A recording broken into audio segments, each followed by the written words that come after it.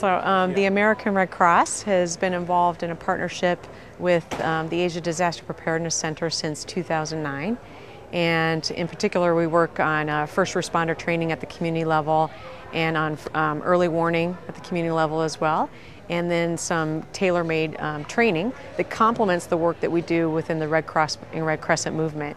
So in that way, ADPC brings real value to the work we do by bolstering our skill set and filling in the gaps where we might not have the capacity or particular skills in country. And it also gives us an opportunity to promote the work that we've done over the years through the Red Cross movement in promoting, streamlining some of the materials and training that we have on hand. So there's an opportunity for a lot of cross-learning.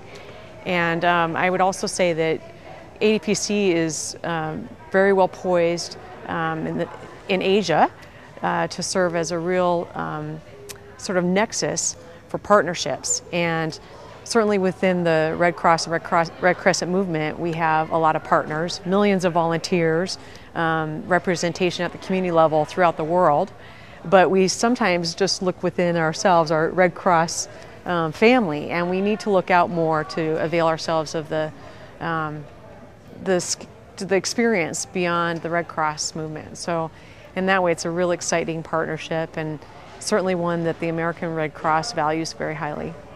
I have worked with the Asia Disaster Preparedness Center for the past 10 years, and during that time I have certainly seen a major contribution in the area of sharing information, lessons learned, helping us accumulate a better evidence base on what works at the community level for disaster risk reduction, and how we need to really integrate those experiences to help shape policy throughout different levels of government, national disaster management agencies in each country and the hydrometeorological services and whatnot.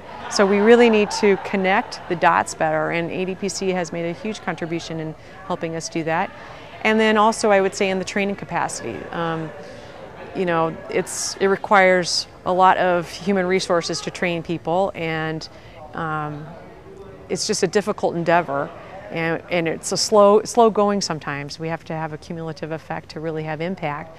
So ADPC has really made a significant impact in that area. I would say definitely it is more challenging to galvanize support around disaster preparedness.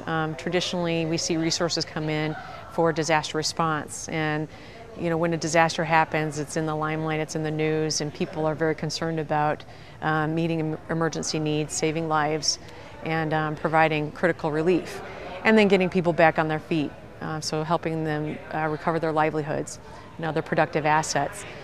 The issue is that there's so much more we can do on the front end, and we know as practitioners in this field that money is far better spent prior to disaster happening. So the Red Cross and Red Crescent network, for example, concentrates a lot of time and energy on the front end of disasters so that when they do occur, communities are better prepared. ADPC has really promoted this concept as well, and I think they're helping us galvanize more support around that issue and advocating for more attention to what we can do before disaster strikes.